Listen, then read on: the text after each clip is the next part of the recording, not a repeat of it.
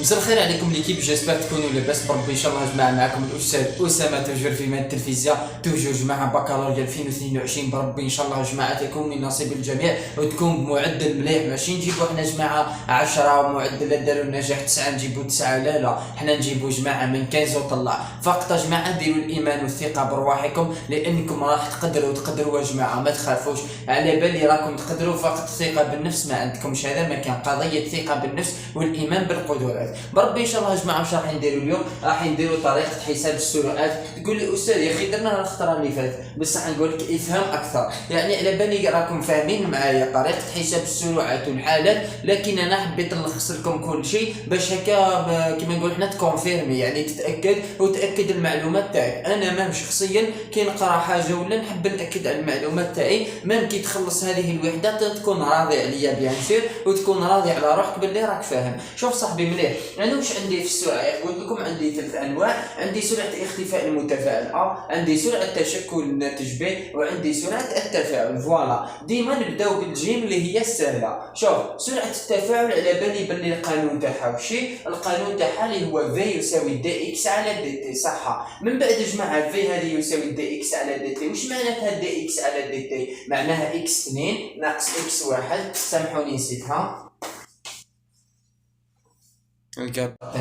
لانه جماعه قرا لي هذه، هيا مع بعضنا هذه اكس يا اخي، قرا لي هذه صاحبي معليش، اقرا لي هذه. تقول لي استاذ هذه اكس، هذه تاع القانون، والمنحنى واش عطاني؟ اكس اعطاني يا جماعه المنحنى حاجه تشبه لي تاع القانون، هنا في القانون اكس وفي المنحنى اكس، اذا نطبقوه مباشره. اذا في يساوي دي اكس على دي تي، ويساوي اكس 2 ناقص اكس 1 على تي 2 ناقص تي 1. وشفنا في الامثله كيفاش راح نطبقوا يا جماعه هذه، يعني راح نرسموا المماس عند اللحظه الزمنيه، نختاروا جوج نقاط ونديروا عمليه الطرح بيناتهم. بينما يا جماعه ننتقل الى السرعه الثانيه اللي هو سرعه اختفاء المتفاعل انا على بالي القانون تاعها في يساوي ناقص دي ان على دي تي، صح؟ يا جماعه سامحوني هنايا نهضر واحد الحاجه مهمه بزاف. اليوم يا جماعه واش قال لي التلميذ، استغفر الله، البارح واش قال لي التلميذ؟ قال لي التلميذ استاذ كون يعطينا منحنى تاع الاكس هكا. يا جماعه جامي صارت هذه، حنا عندنا تطور تقدم التفاعل، تطور تقدم التفاعل ديما المنحنى تاع الاكس هكا، مفهوم؟ جامي تقول عندي اكس هابط، جامي صارت هذه، مفهوم صاحبي؟ بون علاه؟ لانه تطور تقدم التفاعل يمشي ويزيد، داكور صاحبي؟ من بعد نجيو لسرعه اختفاء المتفاعل انا على بالي بالقانون تاع سرعه الاختفاء اللي هو في يساوي، الله يستركم يا جماعه ما تنساوناش، ناقص دي ان على دي تي. واش معناتها؟ يعطيني يا جماعه زوج احتمال تاع المنحنيات، اما يعطيني كميه الماده ان او يعطيني التركيز. نجي لو كان يعطيني كميه الماده ان، صاحبي معليش تقرا لي هذه تاع القانون ان، وهذه صاحبي تاع المنحنى ان تاع القانون وان تاع المنحنى يتشابهوا، يسموش. عطاني اللي يدير السوجي اعطاني في المنحنى وحده الرمز اللي يشبه في القانون، اذا ان هنا وان هنا، اذا نطبق ديريكتومون مباشره القانون تاعي في يساوي ناقص دي ان اللي هو تاع المتفاعل على دي تي، ويساوي ان 2 ناقص ان 1 على تي 2 ناقص تي 1. معناها كون نرسم المماس عند اللحظه الزمنيه المطلوبه، مثال عند تي يساوي 0 نرسم المماس، نختار زوج نقاط من المماس ونطرحهم من بعضهم. بصح يا جماعه كي يعطيني انا التركيز ويقول لي احسب السرعه في يساوي، يا جماعه على بالي باللي سرعه الاختفاء في يساوي ناقص دي ان على دي تي، وهو عطاني التركيز. اقرا لي صاحبي هذه استاذ، هذه ان وهذه ان، لا هذه استاذ التركيز. يا جماعه ان لا تشبه في التركيز، انا على بالي باللي ان تشبه في ان كيما هنا، بصح ان ما تشبهش في التركيز، اذا ما راحش نطبق في يساوي ناقص دي ان على دي تي. علاه؟ لانه جامي يا جماعه. تقول لي استاذ معليش تنقت لي شويه، علاه؟ معليش صاحبي انا اقرا لي يا جماعه واش معناتها في يساوي ناقص تي ان على دي تي؟ معناها ان 2 ناقص ان 1 على تي 2 ناقص تي 1. صافي خلينا من تي 2 نهضر على البسط. ان 2 ناقص ان 1 كيف تقول لي هنايا ان 2 ناقص ان 1 والترك عطاني التركيز؟ ما تصلحش. كيف هنايا نختار زوج نقاط، مثال نرسم المماس هنايا، نختار زوج نقاط، النقطه هذه الاولى ونختار هذه النقطه الثانيه. يا جماعه هنا التركيز مثال للنقطه 1 وهنا التركيز للنقطه 2. معناها كي نجي لازم كي ندير عمليه الطرح تطلع لي يا جماعه 2 ناقص لواحد على تي اثنان ناقص تي واحد. هذا هو صح يا جماعة. علاه؟ لأنه يا جماعة عملية الطرح تاع هذه ماشي صاحبي تروح دير لي ان اثنان وانا عندي التركيز، فهمتني؟ لازم يا جماعة نديرو في يساوي التركيز تاع النقطة اثنان ناقص التركيز تاع النقطة واحد على الزمن الاثنان الموافق للنقطة اثنان ناقص تي واحد. معناها لازم يا جماعة نلقى قانون في يساوي، لازم نلقى قانون من الشكل في يساوي دي التركيز على دي تي. تقول لي استاذ هذا القانون ما نعتولناش دي التركيز على دي تي. نقول لك صح هو وما كانش القانون، كيف بصح نستنتجو؟ نستعين بجدول تقدم التفاعل. يا جماعه تاع نستعين بجدول تقدم التفاعل كي نخلص هذا الجزء نقول لكم واش معناتها نستعين بجدول تقدم التفاعل، وكم على بالكم ديجا بها، لكن نحب نكونفيرمي. هذه هي يا جماعه الحكايه تاع هذه، انه لازم علاه نستعين بجدول تقدم التفاعل باش نلقى في يساوي دي التركيز على دي تي، من بعد نطرح تركيز النقطه اثنان ناقص تركيز النقطه واحد بطبيعه الحال بعد اختيار نقطتين مناسبتين على المماس. ماشي تروح تطبق لي دي ان ودير ان اثنين ناقص ان واحد وتطرح نورمال وهو عندك التركيز الصح. يا جماعه نجيو للسرعه التشكل الناتج بنفس هذا الشيء. هنا الفرق بيناتهم فقط في القانون ما عندوش الناقص. في يساوي دي ان على دي تي، مادام تشكل الناتج راح تكون ان بي. على بالي انا كيعطيني زوج احتمالات تاع المنحنى، اما ان او التركيز. لو كان يعطيني ان نطبق القانون مباشره، قرا لي صاحبي هذه ان وقرا لي هذه ان وان يتشابهوا، اذا نروح نطرح صح. علاه؟ لانه هنا ان وهنا ان، يعني ان اثنين ناقص ان واحد، نختار زوج نقاط وندير ان اثنين ناقص ان واحد على تي اثنين ناقص تي واحد، انا نقول ان. لكن هنا يا صاحبي في يساوي دي ان على دي تي. لا جماعه دي ان هنايا التركيز والراس ديال الاحمر هذا، شوفوا مليح. هنا علاه يا جماعه عندي ان نفسه التركيز، ومن بعد تقول لي انا ان اثنان ناقص ان واحد يا صاحبي وعندي التركيز ما عنديش ان، يهديك ربي. دونك صاحبي وشي ما تصلحليش هذا القانون، لازم نشوف قانون اللي نقدر ندير به بي اثنان ناقص بي واحد واحد على تي اثنان ناقص تي واحد. وكيف ندير هذا القانون؟ لازم جماعة نستعين بجدول تقدم التفاعل باش نجيب واحد العبارة من الشكل هذا. معناها في يساوي دي التركيز بي على دي تي باش نقدر نطبق هذا القانون. شوف هذه قانون التركيز وهنا التركيز شتو. اذا باش نجيب هذا القانون ماشي قانون، هي استنتاجيه، لازم نستعين بجدول تقدم التفاعل. غادي ان شاء الله جماعه تكونوا فهمتوني. نروحوا نعطي لكم نكونفيرمي لكم حول استعانه بجدول تقدم التفاعل. اذا ليكيب ها كيف نستعين بجدول تقدم التفاعل. اول حاجه اللي راح نديرها استخراج عباره العنصر الكيميائي الموجود في البيان من جدول التقدم. يا اخي شفنا قلت لكم ديما كي يعطيك المنحنى لازم تشوف العنصر الموجود في البيان وتروح عنده في جدول تقدم التفاعل. وكي تروح عند جدول تقدم التفاعل يا جماعه وين راح تروح ديريكت للحاله الانتقاليه. يا جماعه ما تخدمليش بالحاله النهائيه ولا بالحاله الابتدائيه، ما عندي ما ندير بهم، نخدم بالحاله الانتقاليه تاع العنصر الكيميائي الموجود في البيان وفقط. شتو الباقي؟ مثال عطاني في البيان نخدم نحوس على عباره العنصر الكيميائي في الحاله الانتقاليه تاع البي والسي والدي، طيشهم عليا ما نسحقهمش. من بعد يا جماعه ديما نشوف مع هذه هي نمط شحال القالب تاعي كما قلنا المنوال. شوف يعني هذا هو اللي راح نبني به الحيط، هذا هو حيط. انا واش راح ندير؟ نروح يا جماعه نستخرج العباره، من بعد نستخرج عباره اكس من العلاقه المستخرجه من جدول تقدم التفاعل. يعني شفتوا العباره يا جماعه، مثال العباره تاع جدول تقدم التفاعل استخرجنا من الجماعه تاع الان لقيناها مثال هي ان واحد ناقص اكس. بما انه جماعه انا عندي اكس هنايا، واش نروح ندير؟ نروح نستخرج يا جماعه شنو راح نبني حيط. قال لي ندير اكس من بعد ندخل عليها الاشتقاقيه، هاي نجبد العباره تاع اكس كي نخلص ندخل عليها الاشتقاقيه. صاي كي دخلت كي جبت اكس ودخلت الاشتقاقيه راني في نفس الوقت حسبت السرعه، لانه السرعه يساوي دي اكس على دي تي. اذا نستخرج العباره تاع اكس كم تساوي. مثال هنا الاكس تساوي يا جماعه ان واحد ناقص ان تاع من بعد يا جماعه واش راح ندير؟ ندخل الاشتقاقيه على اكس. جبت يا جماعه العباره تاع اكس، هاي عاود واش درت يا جماعه بالخطوات، ندير لكم شغل الخطوات. جبت العباره تاع اكس من بعد دخلت عليها الاشتقاقيه. يا جماعه كي تدخلي الاشتقاقيه هنايا لازم تدخل على العباره كلها. كاين واحد يا جماعه نقول له هاي اكس مثال ان واحد ناقص ان دخل لي طرا عليها الاشتقاقيه ويروح يقول لي استاذ الاشتقاقيه تاعها دي اكس على دي تي يساوي ان واحد ناقص ان قدم نيتك صاحبي. كيف عندك اكس يساوي ان واحد ناقص ان ا، كي دخلت الاشتقاقيه خليت لي الطرف هذا. المعادله جماعه كون تضرب هنا في اسامه لازم تضرب هنا في اسامه، مفهوم؟ اسمها كاين لازم ندخل الاشتقاقيه على الطرف هذا. مثال عندي ان واحد ناقص ان ا، لازم ندخل ثاني عليها الاشتقاقيه اللي هي د على د تي. من بعد جماعه كي ندخل الاشتقاقيه راهي سهله بزاف، الفم نعرف وين راح نروح. داكور صاحبي؟ يعني نشوف اسكو منحنى عطاو لي تاع التركيز ولا تاع الان الى حاجه. شوف اذا عطاني تاع التركيز ما ننساش حاجه برك باللي ان يساوي سي.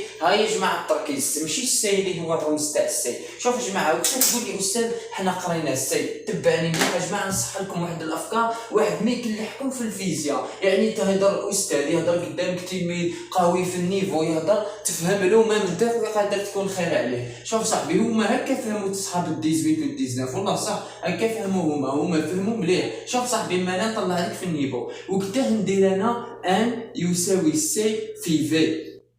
كي تكون مثال ان واحد يساوي سي واحد في الفي واحد. نعطيك مثال كيما الحاله الابتدائيه تاع جدول تقدم التفاعل. يا اخي مال فين نكتبوا ان صفر واحد، ثم ان صفر واحد هي سي ان في الفي ان. انا كي نعطيك مثال تبعني مليح صاحبي دقيقه برك سامحني نطول عليك. انا كمثال صاحبي كي نقول لك انا تبعني كي نقول لك انا مثال ان واحد هاهي تبعني كي نقول لك انا ان ا يساوي ان واحد ناقص وشي ناقص اكس. طيب بيان ان ا ماذا يساوي؟ هذه هي اللي عبارتها سي في الفي توتال يساوي ان واحد سي واحد في الفي واحد ناقص اكس. فهمتني كيفاه؟ كي تكون عندي ان راح ان واحد يعني راح ندير سي ان في الفي ان وندير الرمز تاع السي هذا هو يعني سي تاع عادي تاع اللغه الفرنسيه ها هو سي واحد. بصح كي تكون حاجه متغيره عطاني في البيان انا الا هنايا عطاني مثال التركيز وعطاه لي متغير ولا عفوا راه متفاعل. مثال جماعه عطاه لي متغير، اذا الحاجه متغيره لازم نديرها هذا هو التركيز تاعها. يخفي البيان ويعطيك هاي كش ما قال لك يا جماعه في البيان السي ما هضرناش حرام يعطيني في البيان هذا كون يعطيني نروح انا عند اللي دار السوجي. شوف صاحبي عطاك هذه شوف واش عطاك علاه متغيره اذا ان هي التركيز تاع في الفي توتال. وهنا يا جماعه ان بين السي ان في الفي ان. داكور صاحبي نتمنى برك ان شاء الله تكونوا فهمتوني. من بعد جماعه واش كتبت لك حاجه انتبه ما تنساناش القانون هذا ماشي كي يعطيك المنحنى بالتركيز وتقول لي استاذ والله عيد كيف نكمل. باين يا جماعه هذه ما تنساش القانون هذا هو اللي راح يفتح لك عده ابواب. كاينه حاجه يا جماعه برك في التلاميذ من سوالي او قلت لك انتبه في الحاله الانتقاليه والنهائيه يا جماعه راهي ان يساوي سي في الفي توتال. يا جماعه يهديكم ربي ماشي في. تقول لي استاذ واش معنى في توتال واش في؟ انا في التمرين بعدا راح نشوفوا راح يعطيني مثال في التمرين يا جماعه تبعوا معايا مليح نكتب خير من الفوق صاحبي باش نصح لك الافكار. على بالك علاه تروح في البكالوريا يظهروا لك واحد الاسئله وتقول كون غير كتبتهم في الكومونتير الاستاذ اسامه. شوف صاحبي انا مش نعطيك الفرق بين في توتال والفي. انا عندي المحلول الاول نقولوا حنا اس ان يسميوه المحلول اس واحد. يا جماعه التركيز الحجم تاعو في واحد، والمحلول اس 2 على باليش انا اي محلول الحجم تاعو في 2. يا جماعه كي تقول لي انا اسمح لي كي تقول لي انا التركيز تبعني التركيز في الفي وين في 1 ولا في 2 مفهوم عليها؟ ما في التمرين الا كان رمز لها في انت لكن نعتبرها في توتال مفهوم. ارمز كيما رمز التمرين قال التمرين رمز الفي توتال هكا نرمز لها لكن دير في بالي باللي راهي في توتال. واستاذ معليش تقولنا واش معناتها في توتال؟ في توتال صاحبي هو في 1 زائد في 2 بمعنى العربيه في سي لو فوليوم يعني الحجم توتال الكلي. الحجم الكلي يساوي الحجم الاول تاع المحلول الاول زائد الحجم الثاني تاع المحلول الثاني. لكن انا كي تكتب لي هكا سي في الفي انا نقول لك وين في هذه ولا هذه ايبا كتب لي في توتال باش نعرف بلي هي في 1 زائد في 2. نتمنى يا جماعه بربي ان شاء الله بربي تكونوا فهمتوني. هذا هو يا جماعه الملخص تاع السرعه اللي هي سرعه التفاعل سرعه اختفاء المتشكل سرعه تشكل الناتج. هذا ما كان جماعه نفس الشيء يا جماعه بالنسبه للسرعه الحجميه اكس. يا جماعه السرعه الحجميه يا اخي هي في فور ولا نديروها خير تبعوني. إذا بالنسبة للسرعة الحجمية واش عندي؟ على بالي باللي السرعة الحجمية درسنا فيها 3 أنواع، السرعة الحجمية لاختفاء المتفاعل، السرعة الحجمية لتشكل الناتج، والسرعة الحجمية للتفاعل. بون جماعة أنا كي يعطيني يعطيني يا جماعة السرعة الحجمية، نبداو بالسرعة الحجمية للتفاعل، هذا النوع الثالث نبداو به. لو كان يا جماعة يعطيني رانا في النوع الثالثة، لو كان يعطيني المنحنى بإكس ويقول لي احسب السرعة الحجمية للتفاعل، أنا على بالي باللي القانون تاع السرعة الحجمية اللي هي في فول يساوي 1 على في توتال دي اكس على دي تي. من فضلك اخي ولا اختي ركزي لنا على الالوان، يعني في توتال هنا ودي اكس. طيب بيان انا يا جماعه قراي لي هذا اخي هو اكس، زيد قرا لي صاحبي هذه اكس تاع القانون واكس تاع البيان. معناها عندي انا في القانون 1 على في توتال دي اكس على دي تي، البيان عطاني اكس، يبقى اكس واكس يتشابهوا، نطبق القانون مباشره اللي هو 1 على في توتال. ما تنساوش يا جماعه الفي توتال بالله الله يستركم يا جماعه، انا على بالي باللي راكم فور، يعني تقدروا تفهموا معايا يعني تتمكنوا من التمارين ونحلوا بكالوريات وتتمكنوا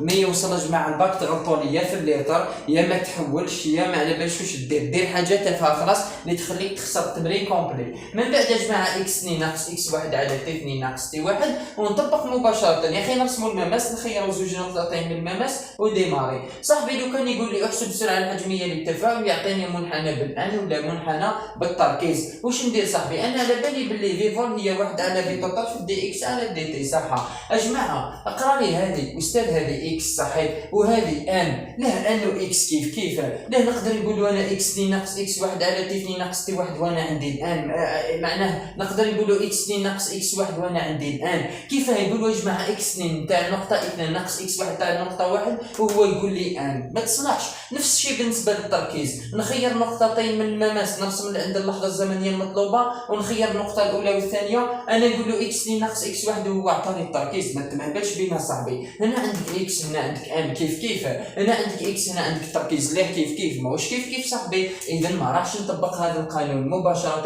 واش ندير؟ نروح نستعين بجدول تقدم التفاعل نفس الخطوات السابقه جماعه. من بعد اللي واش قلنا نروحوا للسرعه الحجميه لاختفاء المتفاعل ولا لتشكل الناتج بين جماعه. اذا عندي السرعه الحجميه لو كان نفرضوا باللي السرعه الحجميه تاع الاختفاء بين راح تجي يا جماعه هابطه هاي، وتاع التشكل راح تجي بين طالعه مليحه. اجمع على بالي باللي القانون اللي هو 1 على في توتال في دي اكس على الدي تي. اسكو جماعه قرا لي هذه صاحبي اكس وهذه ان لا يتشابهوا ما يتشابهوش، اكس هنا والتركيز هنا لا يتشابهوا ما يتشابهوش. نفس الشيء هنا في التشكل والاختفاء ما عندهم حتى فرق، فقط فرق بين هذا المنحنى طالع وهذا هابط، هذا طالع وهذا هابط، ومن بعد كي تخرج واحد العلاقه تخرجها بالناقص على مكان. شوف صاحبي هنايا اكس وهنايا التركيز وهنايا ان لا يتشابهوا ما يتشابهوش، اذا ما راحش نطبق هذا القانون مباشره. واش ندير؟ نستعين بجدول تقدم التفاعل. داكور جماعه؟ هذه هي جماعه بالنسبه للحساب السرعات الحجميه في المنحنيات كي يعطيني اكس ولا ان ولا التركيز. نروحوا هنا نشوفوا خطوات جماعه الاستعانه بجدول التقدم لانه حبكم تفهموا مليح. إذا بالنسبة لخطوات الاستعانة بجدول تقدم التفاعل عندنا جماعة 4 خطوات. الخطوة الأولى استخراج عبارة العنصر الكيميائي الموجود في البيان من جدول تقدم التفاعل بين قوسين الحالة الانتقالية. نعاودها ونبقى نغنيها جماعة، الحالة الانتقالية ما تنساوهاش. ونخرج العبارة تاع العنصر الموجود في البيان وفقط. أعطاني في البيان سي نروح للحالة الانتقالية تاع العنصر سي، أعطاني في البيان نروح للحالة الانتقالية تاع العنصر أعطاني في البيان دي نروح للحاله الانتقاليه تاع البيان تاع العنصر الموجود في جدول التقدم اللي هو الدي. حاجه جماعه ماشي يعطيك الدي تروح عند الار، مفهوم؟ الخطوه الثانيه استخراج عباره جماعه شكون عباره اكس. داكور؟ هاي نكتبها بالاحمر صاحبي، ها هي عباره اكس من العباره السابقه المستخرجه من جدول التقدم. واش معناتها؟ قلت لكم مثال عندي ان دي، هاي صاحبي عندي ان دي يساوي اكس ولا يساوي 2 اكس. طيب بيان، ومنه نخرج باللي اكس يساوي ان دي على 2. راني استخرجت عبارة جماعة اكس من بعد ادخال اشتقاقية على العبارة. انا مثال عندي اكس يساوي يا جماعة ان دي على 2 ومنهم ندخل الاشتقاقيه على اكس اللي هي دي اكس على دي تي يساوي دي اللي هي ان دي على 2. تقول لي استاذ منين جبت الخطوات هذو؟ نقول لك راني نبني اجمعها، نخرج العباره من جدول تقدم التفاعل، من بعد نخرج العباره تاع اكس، من بعد نشتق الاكس. شوف مع المسطره نستخرج العباره من جدول تقدم التفاعل ها هي، من بعد نستخرج العباره تاع اكس ها هي، من بعد ندخل الاشتقاقيه. هاني دخلت الاشتقاقيه. بون انا استخرجت العباره تاع اكس، دخلت الاشتقاقيه هاي، استخرجت العباره تاع اكس، دخلت عليها الاشتقاقيه، نضرب هذه العباره اللي لقيتها هنايا هاي دي اكس على دي تي اللي هي العباره تاع هذه، نضربها في 1 على في توتال. هاي ضرب العباره كلها في 1 على في توتال. من بعد نبدا نخدم اسكو عطاني منحنى تاع الان ولا منحنى تاع التركيز كما درنا في الامثله السابقه. ومبروك عليك يا جماعه، راك حسبت السؤال عن الحجميه بعد تطبيق الخطوات. اذا اعزائي التلاميذ اسمحوا لي جدا اذا طولت عليكم. انا جماعه علاه نبازيكم على السرعات لانه عيب يا جماعه تقرا وحده اولى في شهرين مع استاذ دروس خصوصيه ومع استاذ تاع الليسيو في اليوتيوب، مع الاخر تغلط فيها. حاول جماعه ما تغلطوش في النوع تاع هذو الاسئله، ربما يغلطك الحال لانه يا جماعه راهو التعب تاع 9 اشهر. يعني جماعه حاولوا ما تضيعوش التعب تاعكم. اذا احبائي اعزائي ما نساوش جماعه نقول لكم ابوني وجيم وبارطاجيو لنا لا فيديو الماكسيموم جماعه. ماك خاسر والو صاحبي، تروح للانستغرام تيك توك تستفاد من الملخصات. استاذ اسامه تراز اوليو دير ملخص تضيع في وقتك، وانت وقادر دير ملخص غلط ولا ملخص ما يناسبكش، ولا من بعد كاينين تلاميذ يدير ملخص ويعاود ينحيه، روح صاحبي في الانستغرام تاعنا اللي هو استاذ اسامه تراز دير ملخصات. وزيد يا جماعه ابونينا في تيك توك الله يسرك، لانه جماعه رانا نتعبوا بزاف. احبائي اعزائي دمتم في رعايه الرحمن.